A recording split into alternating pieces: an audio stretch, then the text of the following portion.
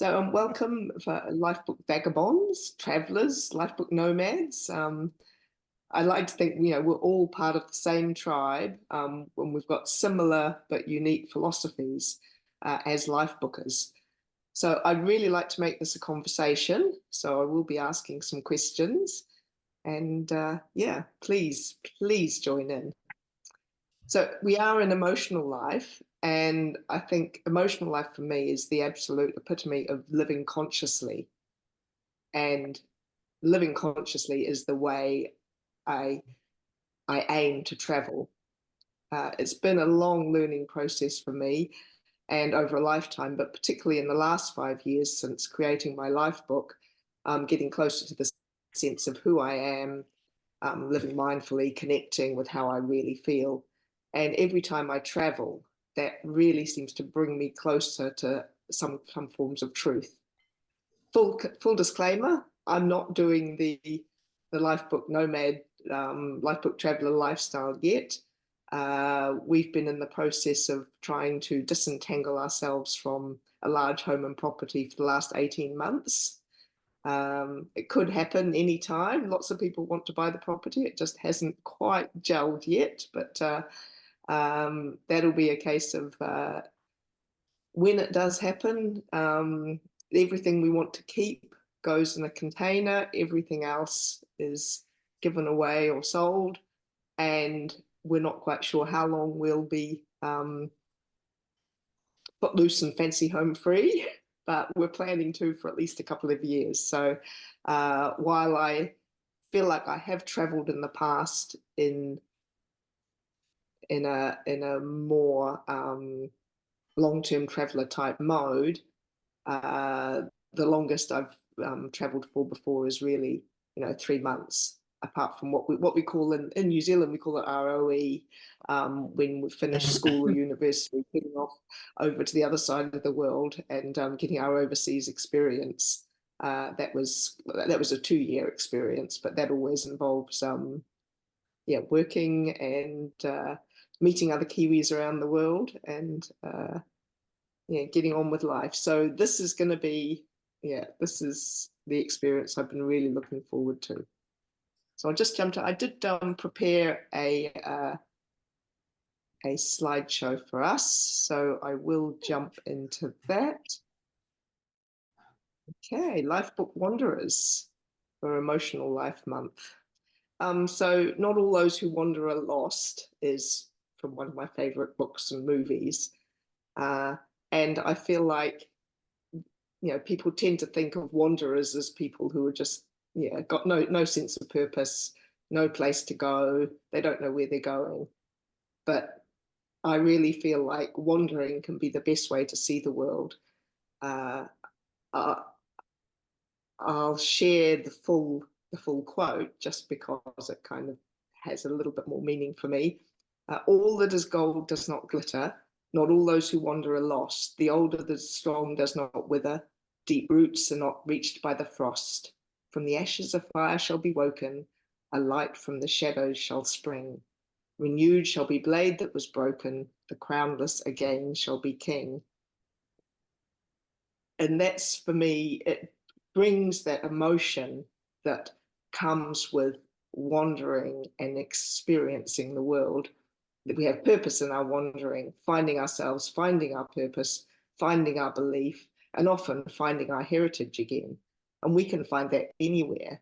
I went back to the UK thinking that because that was where I was born, I would find my heritage.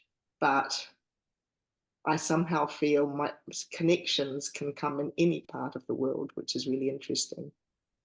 There's a parallel path. There's where does the wanderlust start, and where does our belief in what life is all about start? So for me, it comes from my family having been on the move.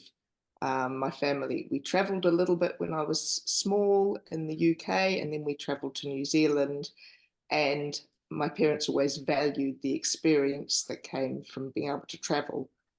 And for me, it's about being a teenager, looking for meaning and finding it in strange places. I would find it in things like TV programs, stories like, I don't know if anybody remembers Soap, where Jessica and Benson, and she's on her deathbed and says, Benson, be happy. That's all there really is. And somehow I took that as my motto for life, be happy. Uh, and the funny places that the books that I recall from my when I was younger, and looking for the meaning of life. So where did the wanderlust start for you? Obviously, you're all interested in travel and perhaps even maybe doing the digital nomad thing. Would somebody like to share where the wanderlust started for you? I can start if you want. Thanks, Do you hear me Claudia. good? Okay, Yes. hello. I started traveling, I think it was in the age of 30, and it was more accidentally. We had no idea about how big is the world, what country. We had no idea what to do. We didn't check anything, and so my boyfriend at this time, he gave me a book, close and a big map, closed my eyes, and then he turned around and said, okay, pick a country. So it was India. We had no idea, no preparation, no booking, nothing. When we arrived, there were hundreds of taxi drivers. Were scared to hell because we didn't know what to do. And then there come one guy and he said, yeah, I'm sorry, I'm late. So I bring you to the hotel. So it was fun. And then we rented a bicycle and we drove around. So this was so close to the people, and I was so impressed from other cultures, or especially now India. This was very deep for me. I met also people that were 80 hiking through India. So it was like, I want to see more. And then year by year, I felt like I have to go again. But it was just always on vacation because I loved my job so much.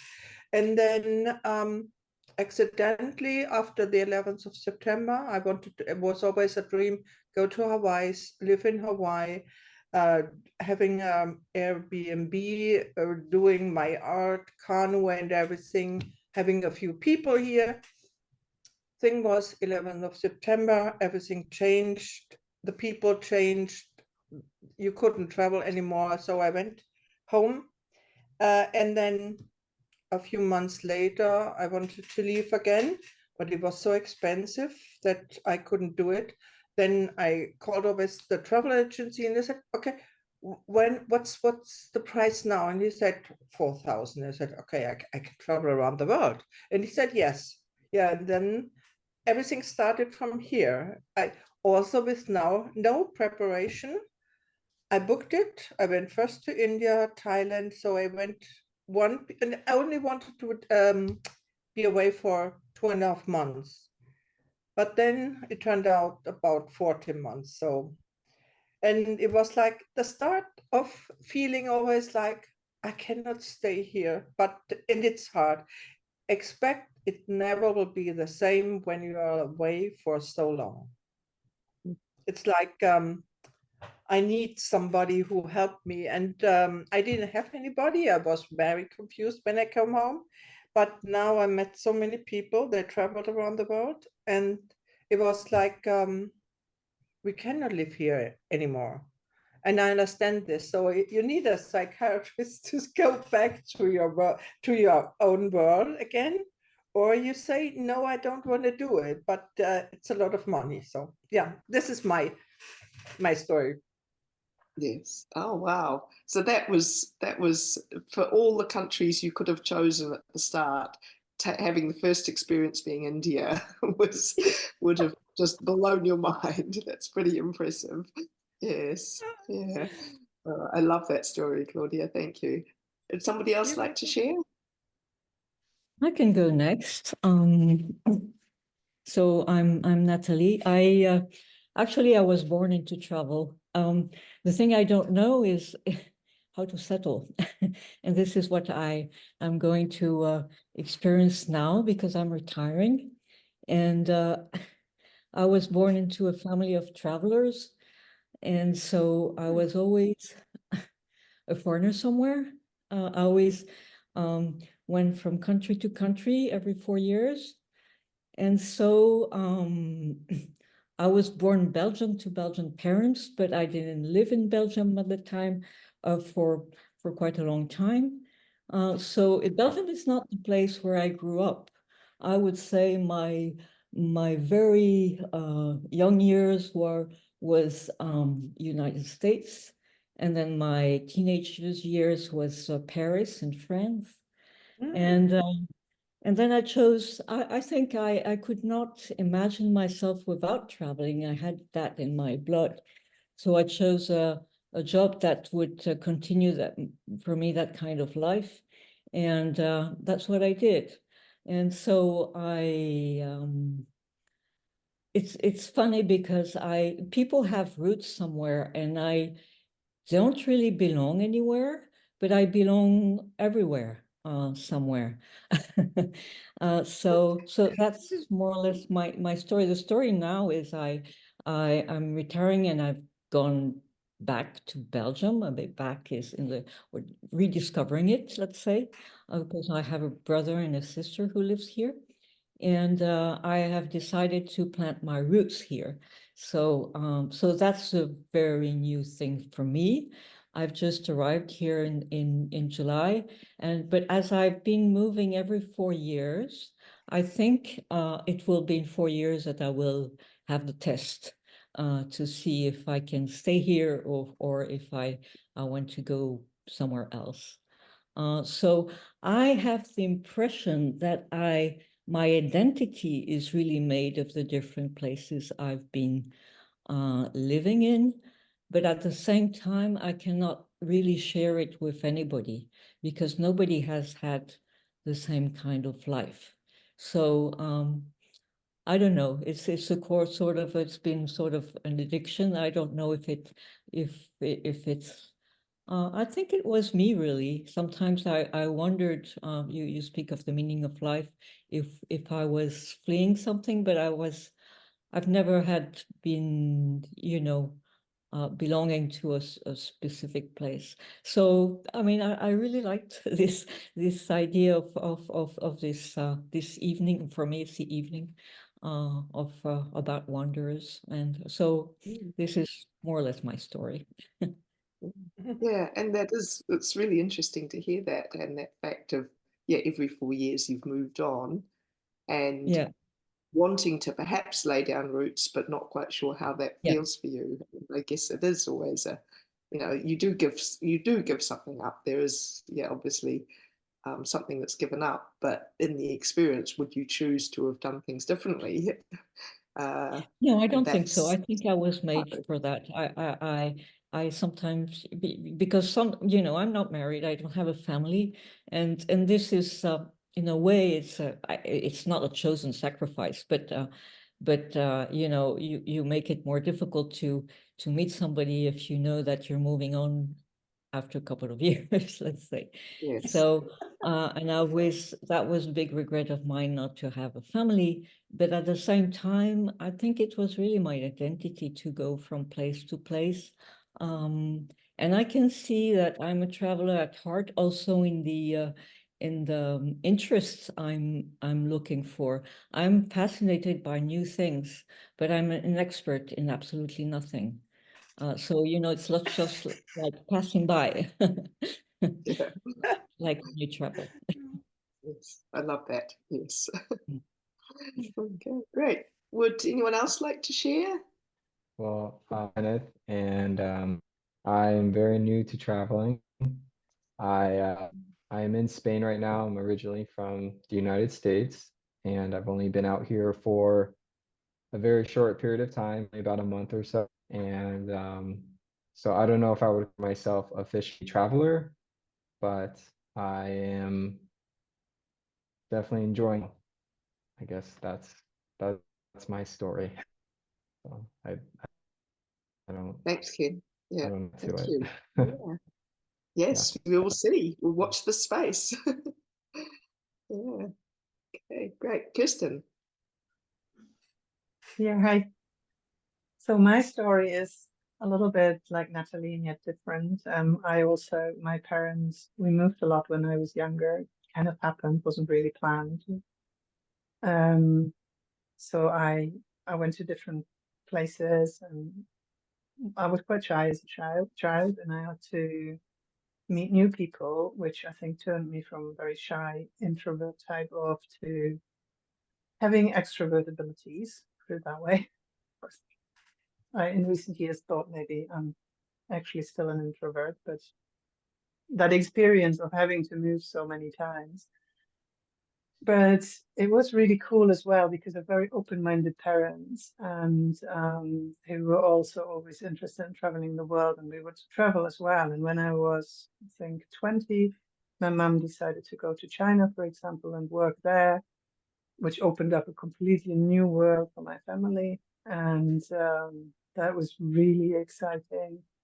And I decided to work there as well, take the opportunity during university while she was there, and I could have it easily, if you will. And then I decided to go to England to study there and stay there for 5 months, and got married 8 years later. No, 5, I don't know really. So it just kind of happened in my life, but I've always felt I love going places. I love meeting new people. I love trying new things. I love connecting. And I don't like going on holiday. This is like a really boring concept to me. And I also don't want to have a life where I have to have time out from my life. I'd rather have 2 weeks that I don't want to have in my life than 50 that I don't like so much and need a break from, right? So but because I don't like holidays in the sense of I want to go somewhere and do a bit of sightseeing or do a lot of sightseeing and crash on the beach and that's it. I would like to stay in places for a bit longer. And at the moment, I have 3 children and between 7 and 15 who are not so travel friendly. They are very open, but they love being in one place as well. So I don't want to drag them too much into my dreams. And the circumstances are not right yet, but I'm really looking forward to being able to go places for a bit longer. And I'm changing my career and my life towards being able to work and travel.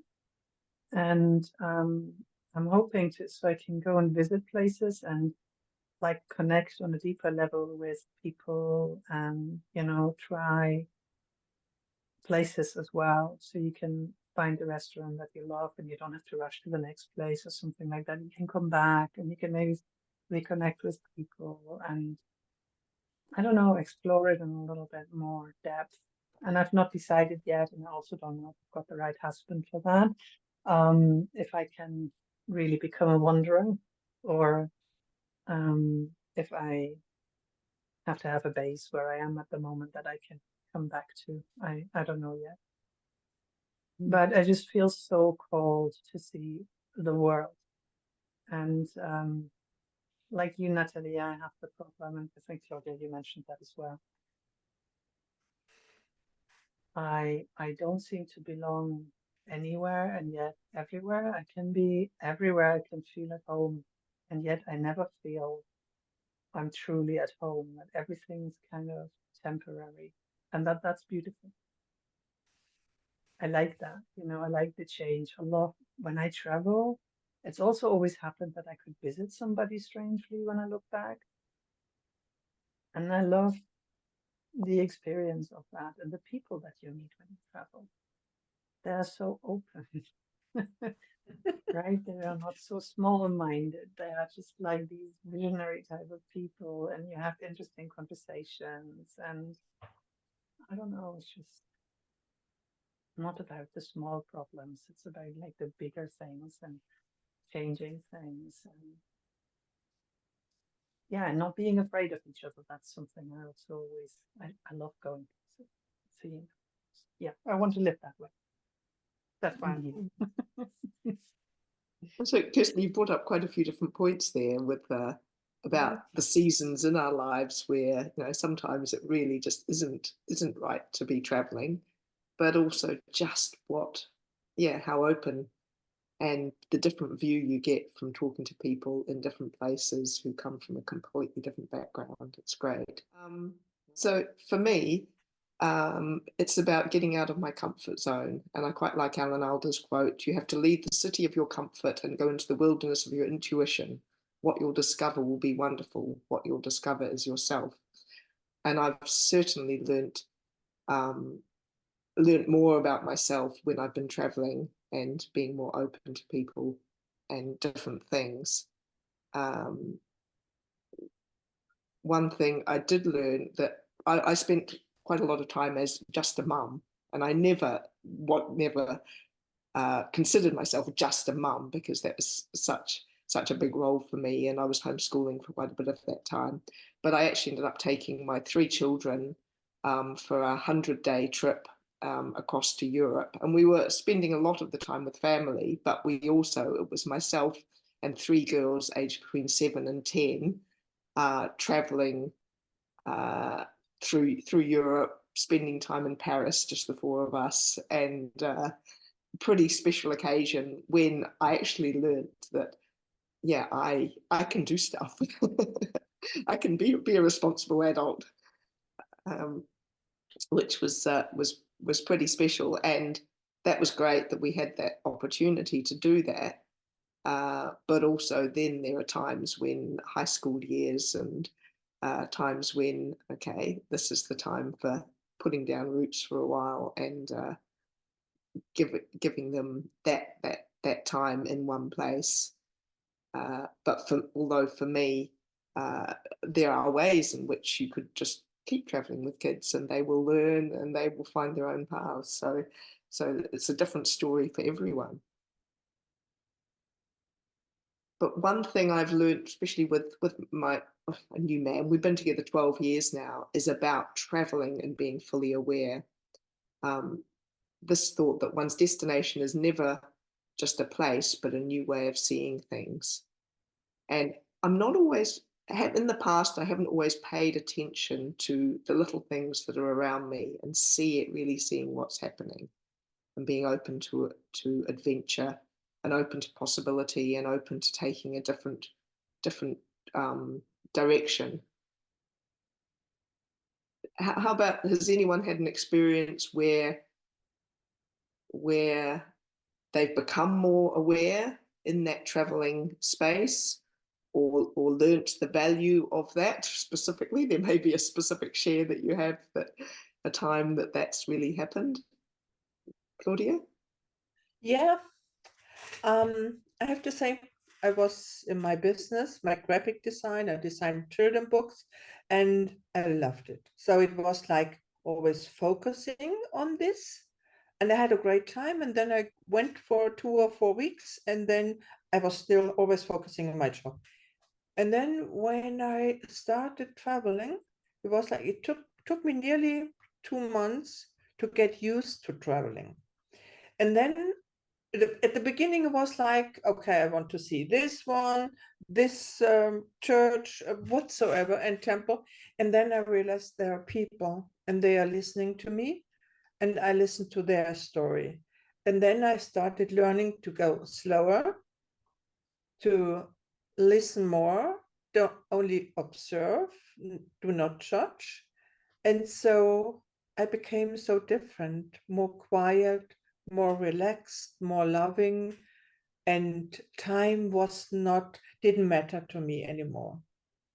So that's why I also for two months, and then it got so long, it was like, it was not important anymore. It was just enjoying others people company. So it was fantastic. So I learned a lot.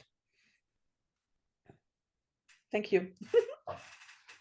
Yes. Thank Sorry, you. my English is not so good. So Oh, no, that's great. Thank you. Thank you, Claudia. I'd love to have you share. Kirsten. For me, it was when I was in China. It was 99, so 25 years ago. And when my mom was there and we were walking in the city she was living in South China, and there were very basic streets, right? I live in Germany, I am from Germany, and there were very small houses, very basic, and people were sitting outside in the street. There was no traffic in those streets, no cars, and they were sitting on small chairs and playing with each other or just talking and laughing, and that's something I think I can say you really don't see in Germany, right? There is not this outside community or you see in other countries. I think that's maybe not just in China, but what struck me deeply there was with how little they were happy. And then when I looked around at home, where we have a lot of wealth and already had a lot of wealth back in 25 years ago, people were constantly, might also be a German saying, moaning a lot, complaining, and things had to be a little bit more perfect and yet a little bit more perfect and professional and serious and all of that. And it really inspired me to see these people, seemingly, to me at least, being able to feel happy and much, much less. That all that I was surrounded with was not necessarily a pre-requirement for happiness. Yeah. Yeah, and that's not just a German thing. There's a lot of a Western society. We're like that here. That sense of that not going out, not living outside, living with little, but living with the people who are around you, and being outside your house and connecting. I think as Westerners, we're not so good at that, and we get caught up in the busyness and the day-to-day instead of actually connecting with people and enjoying the little things like the sun coming in the window. And special. So thank you for sharing that. Yes. For me, I think that was part of the love of this kind of life is whenever I arrive to a new place, I don't know anything of it, and everything is new. So the view you have of things is just new. I mean, you take it all in, and then after a while, after the years go by, you realize that there are things that you saw at the beginning, but in the end, you don't see it anymore. So I love when you arrive, but at the same time, and this is both beautiful but a little bit scary. When you arrive in a new place and you're going to settle there for a couple of years, you're very vulnerable. So it's this combination of a new, a newer way of seeing, but also letting yourself be vulnerable, because you don't know, people live in a certain way that you haven't been living that way before.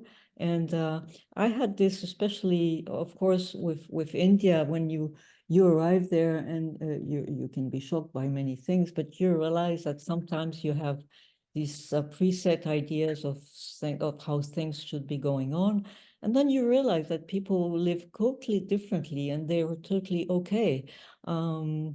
It's okay, of course, there's lots of poverty and everything, but even in poverty, they're used to that.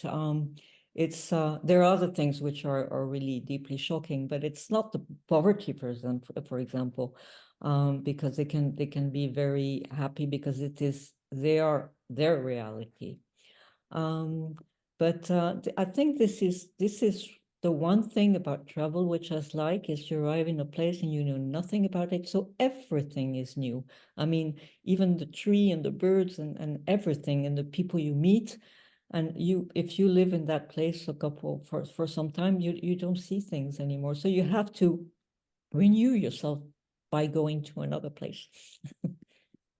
Yeah, and that's a good point, that we can do that wherever we are, and even if we're home, wherever we are in the world, reminding ourselves to renew that sense of wonder at what's around us, which is cool.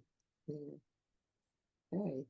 Great. So for me, there is, as we are about to embark on it being a much more long-term kind of travel. I love of course I love Yoda, we all love Yoda, but train yourself to let go of everything, even the fear to lose.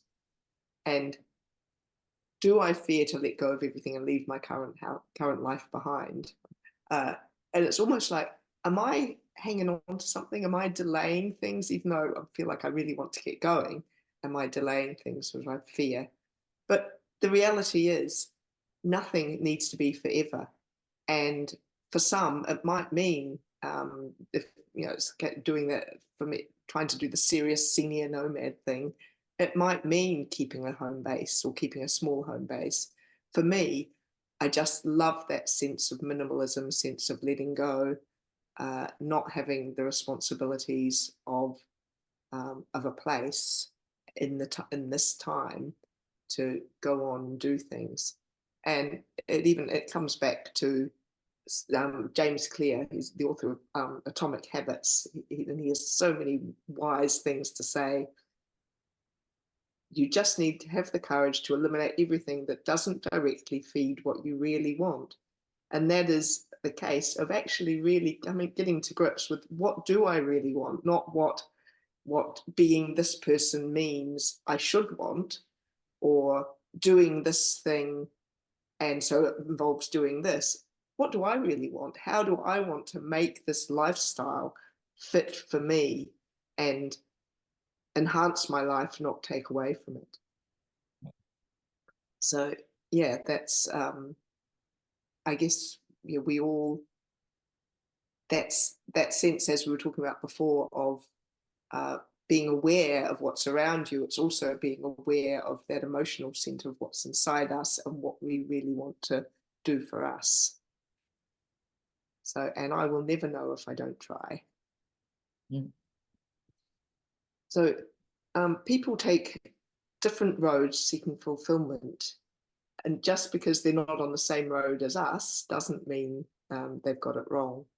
So what I would like to do as Lifebook wanderers is Lifebook travelers, how can we support each other on our different roads? How do you, have you had situations where you're supporting others who are doing similar but different things? I have to say, I was supporting others while I was traveling because there were so many people. They had the plan, I'm going for 1 year, and I go this place, this place, this place. I have to see this one, this one, this one. And after 3 or 4 months, they are broken.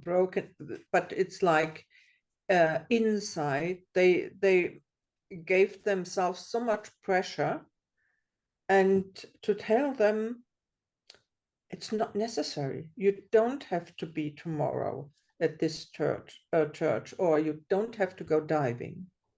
Just take your time and then go out. So for me, it was like I always changed my places about 2 weeks. And the first day when I went to another island or to another country or only to another city, I stayed at least a few hours in my room just to wait for my soul. And then I gave the advice, don't do this, don't rush yourself.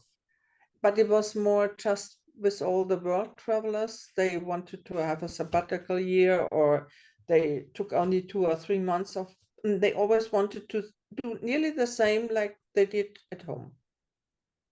And I learned, especially because I studied in India, you have time. There is no need to rush.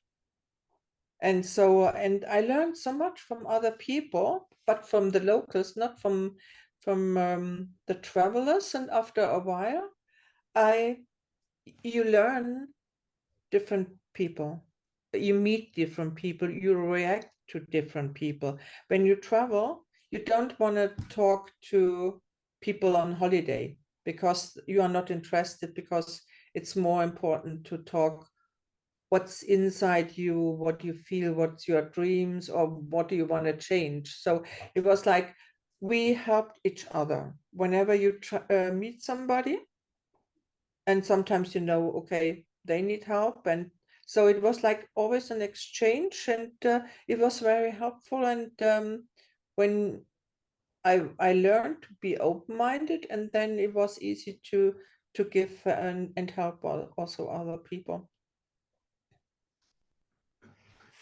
Great, thanks, Claudia. Yeah, and that's being able to share your way of traveling and reminding people that there is time and you don't have to see everything is Yeah. And and also it was like what I can add, a few people, they wanted to leave and go to another place, and then they said, if you don't mind, can we stay here? And I said, why not? Yeah, but it's like we feel so good because you're so calm. If we can go with you the next 2 or 3 days, we would love to. It was also couples, and they said, yeah, why not? I have no problem. So we exchange our stories, and I turned also different, in a different person when I was traveling. I had so much time, and then coming back to Germany, and everybody is pushing you around, and you have to be at 8 o'clock at your job. It's like, it's I became a different person, and I'm always yeah, a little bit sad about where's the other one. So, but I'm dreaming to go back. yeah. And perhaps we need to be different people in different places and different times, and that's okay. But I do remember, like during the pandemic, during lockdowns, it was kind of like, oh, it's so good to take this space and take this time and spend it, you know, okay, there were a lot of negatives, but having that time with family and thinking, oh, we're not going to be nearly so busy. You know, when we come out of this, we've learned so many things. We're not going to be nearly so busy. Then wow, right back into everything and busy. So, what did I learn? Yeah. So thank you. You're welcome. I actually have something to ask with this health thing. One of the things that's stopping me from traveling is, and I've often wondered whether to set up a call on Lifebook and ask maybe senior travelers to give advice, but I don't know who they are. Or could be like, what do you do when you're older? You know, what do you do with health and health insurance? This might just be my German, mind going, you can't give up security, right? But what if you develop something serious? What do you do then if you're not in a system anymore? Do you keep the system, or do you just trust that it works out, because Germany isn't the only place in the world where you can be treated for ill health, and maybe not even the best place for treated for ill health? Or what do you do if you're no longer that acceptable because now you're older? You're not in the in crowd anymore, because I don't know. I just love to learn, from other people's experience, I suppose, who've navigated that, who were brave enough to say, I'm going to try it, or who had ideas as to how to navigate that. That's something I would love to learn, just from people who've done it, how they've navigated the challenges of age, because I really, really don't want to get old, grow old and just want home and be surrounded by, people not having lived their lives and coming up with all the regrets and blames suddenly. I just don't want to be part of that. And I think the whole insurance thing, like having insurance when you travel, is different from each country. But having insurance, you'll be covered. What I've read, and this is coming from a theory place, because I've been reading lots of senior nomad groups and different things, and people really suggest that there's incredible healthcare, in places in Southeast Asia, when your insurance will cover it, or you get specific insurance that there's actually, it's not necessarily going to be a lot better. And if you've got insurance, it can get you home. And even people talking about doing cruises, spending a lot of time on cruises or taking repositioning cruises, and they have amazing healthcare on the cruises. And elderly people, instead of from the United States, instead of going into retirement homes, they just jump from cruise to cruise. Now, that would not be my idea of traveling, but maybe like to check it out just to see what it's like. And also that's, that seems like, they're well looked after. So there are probably quite a lot of places that you can go to if you need medical help that would work. So there are quite a lot of groups that share information like that. Senior Nomad Groups, one I've been looking at on Facebook. Yeah. It's also thinking about the fact that from the Lifebook perspective, that we really recognize, and I think I like that value of Lifebook, that there's part of the philosophy is that we value difference, that there's no one right answer for everyone, John always says. And that's being in a community that people aren't going to tell you you have to do it this way. I really value that fact that people will say, well, I've tried this, or I believe that this is an option for you. And so you're presented with ideas, but you're not told, no, you have to do it this way.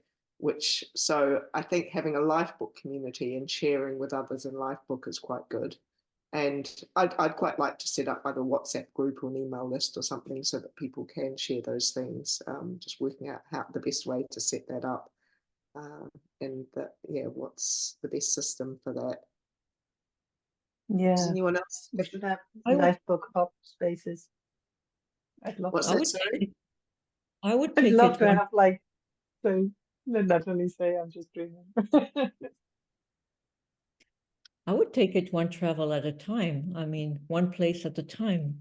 It depends. Do you want to disappear for a year or so, or is it just a month? Or I mean, it's better to see where is the place where you want to go to, and then see how it shapes, and perhaps ask other people who are going there. But I'm now, I mean, I'm not going to live in places like I did before, but I do have travel in my blood. For instance, I'm preparing now a trip to Japan for November. But my approach is, okay, I know I will probably need to get away from time to time. So let's choose one trip. Well, now Japan is a big trip for me, but let's say plan a trip a year. Can be, depends on the time.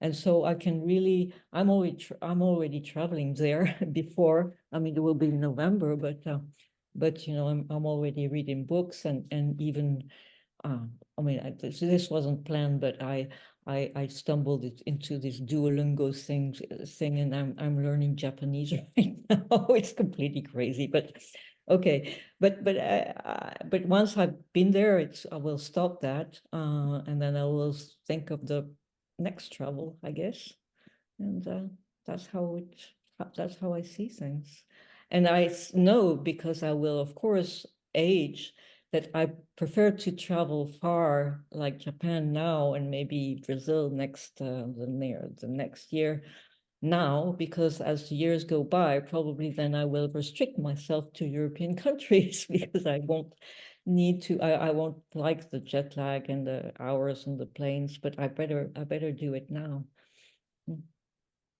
And I guess that's one advantage, Natalie, of spending a longer time in one place and not to be overwhelmed by the fact of the whole world and what's it like here, there, and everywhere. It's actually, yes, it's just one place I'm going to next. What do I need to know about living there, being there? Exactly. Yes, that's a really good philosophy, not to be overwhelmed. Yes, thank you. Can I ask one question, Natalie? And maybe also Claudia. Does it get lonely?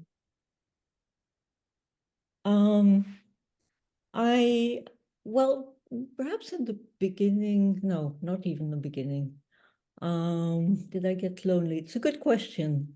I think probably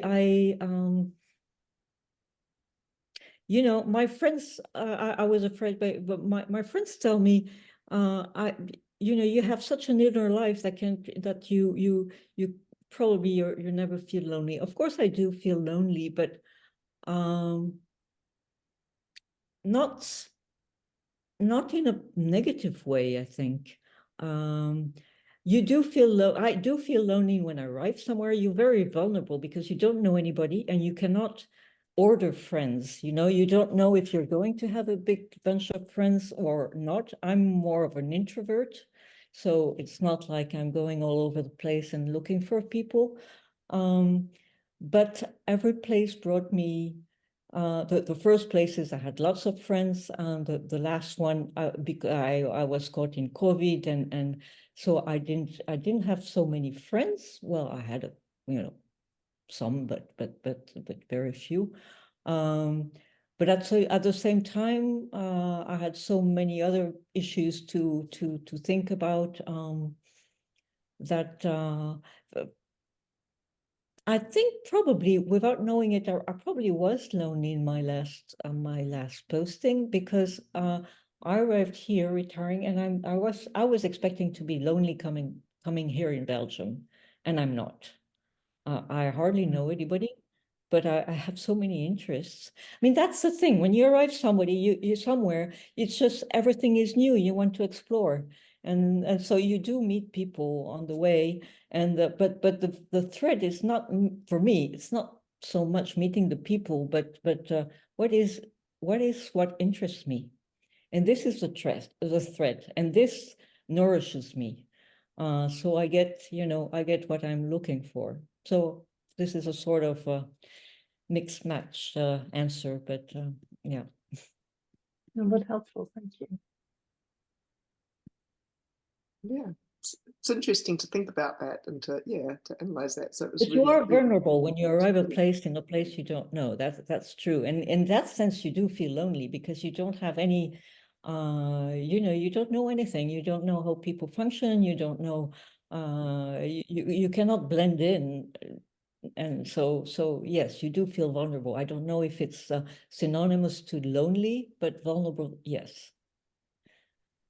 You've just highlighted something really interesting to me, and that is that I actually often feel lonely here where I am and have my friends and a busy life and everything, because I don't belong and I cannot share their, to me, often small-minded problems, that where I think, oh, it's not really worth troubling over, I don't know the color of the house that they've just bought needs painting. It's like, really? But I feel really bad as well, because I really genuinely can't relate to that question. And that's when you're in your mid-40s in Germany, then that's, what people think about, the kids and the house, the car. And I think you can feel very lonely if you want to travel anyway, if you're too long in one place as well, Mm-hmm. Yeah. I had the different experience because when I came back, I felt lonely here because people are so busy and all the schedules. And when I traveled, it was like I was curious, and if you put yourself out, it's very easy to meet people. But when I come home and I wasn't so often outside, I was always traveling and going from one place to the other one. So I met always people. And here it's like what I'm doing here. Just go to work, do a little bit in the afternoon, and that's it. So life traveling is different. It's more people, and no, I can't say that I was lonely. So it always depends how you travel. That's maybe also the other thing. And for me, it was also diving, and then diving, you meet a lot of people going on tours. It's also, and also staying with local people, and especially when you travel on your own, you are more available to people in comparison to couples or families. Then people are not so, they're also shy to talk to a family. And when you're walking on your own, kids are coming, women are coming and telling me what's going on in their life. So they have a totally different life, and we exchange everything. Yeah, for me it was different. I had the different feeling, and so Kirsten, whenever you go, whenever you're ready, I'm pretty sure you're not lonely. I would say. Thank you. Yes, yeah, no, you're probably right. And as I just thought while you were talking, both of you, it's like I often have loneliness here, even though I have a busy social life, because of the way my life has been as well, and the way I'm thinking, I'm often the odd one out, right? And people often admire me for things that, like, oh, you went to China. It's like, of course I went to China. My mum was there, had the opportunity. It was safe. It wasn't like me traveling to China on my own, right? How would I not go? Mhm. I always have these circumstances, but when I tell people that, then they're often stunned, and I think I've not done anything, but they feel small in comparison, for example, which is so unnecessary. And I don't have this root thing. That's also, I really don't. I'm home where I am physically, where my body is. Yeah. Anyway, so yeah. No, I really appreciate you sharing. That's yeah, it's good to hear that. Yeah, we work out where we might be lonely and how we can yeah, just accommodate that. And it is difficult, but I guess it's recognizing that we do all have different lives, and we do want to be around people who share our own Definitely. interests, and it's difficult if their life just doesn't fit and they can't relate to what your experience is. It is difficult. So I Yeah, see. especially when they start questioning you as well. I had that with my old boss when I asked him, do you like, I live in a very picturesque little village, but I don't particularly like it. It's nice, but it's just not exciting to me. And I asked him, do you like living here? And he said, yes, do you not? And I said, no. And then he said to me, oh, Kirsten, be careful that you don't go for the grass is always greener elsewhere. And it really hurt me that he said that. But it also made me think, am I like that? Am I just like you? I think you pointed it out at the beginning through the quote. Am I just running away from my life? And I've thought about it a lot in the past 2 years. That was 2 years ago. And I think I don't. I think I genuinely really like traveling and being in different places and meeting different opinions, different food, different people, different smells, different visual, whatever. And that's the thing, the awareness of, is it the grass is always greener, or is it they're actually saying to you, get your chains back on? Of course you should like being here because I like being here. So Yeah. that is about awareness and introspection and thinking about what's meaningful for you. Now I'll just flick through the and get towards the end, because it is, I see we're up to an hour now, so I'll just jump. This is me. This is one of my favorite quotes, and this is what living a fully emotional life means for me. A feeling of bliss, absolute bliss, as though you'd suddenly swallowed a bright piece of that afternoon sun, and it burned in your bosom, sending out a little shower of sparks into every particle, into every finger and toe. And if that's going out and finding novelty every few weeks or every month, then I'm fine with that. If that's what does it for me, that's what life is about. Yeah. Yeah. And Do I remember right that you are planning to go sailing or going on a boat when you no, travel? No? Okay, so I have no, this in my mind. no. Yeah. This would be my next dream, to going on a boat. Yes, I still love that idea, but no. I planned travels as on foot, slow travel, lots of public transport, and staying put for a few weeks or even months at a time. So we're kind of in the process of, we've been sharing some of our past travels, and just pop that in there that we're doing that.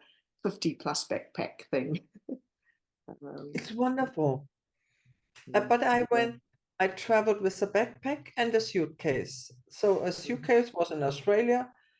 After after 6 months, I came, changed everything, and then I went somewhere else. So you can also do it with the backpack, but I wanted to also to have the opera and all the stuff, not just a little bit, so the variety of life. So, and then you need a little bit more. Yes, sometimes you do. That's right. And if you're in different places and depending on what you will need. Yeah. Yes, yeah. And I'll throw you off with the boat thing here, but that's just because one of our regular trips near us is Queenstown, and there was a great picture with the boat, so I used that one for this quote. So this is the quote from my quality of life chapter. That is my where I really this is what my life vision comes down to. Beyond sculptures and symphonies, beyond great works of art and masterpieces, is the greater, finer art of moulding a conscious life. Genius appears everywhere, but never so magnificently as in a well-lived life. And I absolutely love this quote. And this illustrates for me living my own full happiness, whether it comes from sharing, from giving service, and from being alert to what's the right path for me, never mind what anybody else says. And yeah. So any last thoughts or questions from anyone before we sign off for the morning, the evening, the afternoon? I didn't have there, but I enjoyed listening very much to you, everyone. Great, thanks. Good to hear from you, Kenneth. And yeah, I hope all goes well for you in Spain. It's yeah, lovely to have you tuning in from Spain. Right, well, thank you everyone for your wonderful shares. I'll pop a couple of links in the comments section so that they're still there rather than losing them in the chat. Thank you. Okay, so thank you everyone, and thank you. Okay. I have one question. Are you planning to do it more often, that regularly for every 4 I would weeks? like to, yes. Yeah. Yeah. Okay. I intend to perhaps do one for each month. Oh, wonderful. Yeah. So you'd be keen to attend on a regular basis, would you? Yes, I would love to, because it's wonderful to exchange. There are so many people, when I talk with them, it's like they're looking at me, big question mark, and they cannot understand what's going on. I don't blame them. Don't understand me wrong, but it's like it's wonderful to speak to people. They have this desire to travel or have this experience. So it's like it's a different world, and it's nice to talk to people. And they say, okay, I have the plan, and next time maybe it's interesting what Kenneth has to tell us, because now then he has the experience, how long he is in Spain, what's different, because when it's your first time. So I think it's very interesting. So yeah, I would love to. Thank you. Yes. All right. Great. Oh, well, next time we'll approach it from the character section, the character life idea. So yeah, I'm sure we'll pull together some ideas, and we can obviously get lots of really good shares from everyone. So thank you for being here, and I look forward to seeing you all again. Thank you. Bye bye.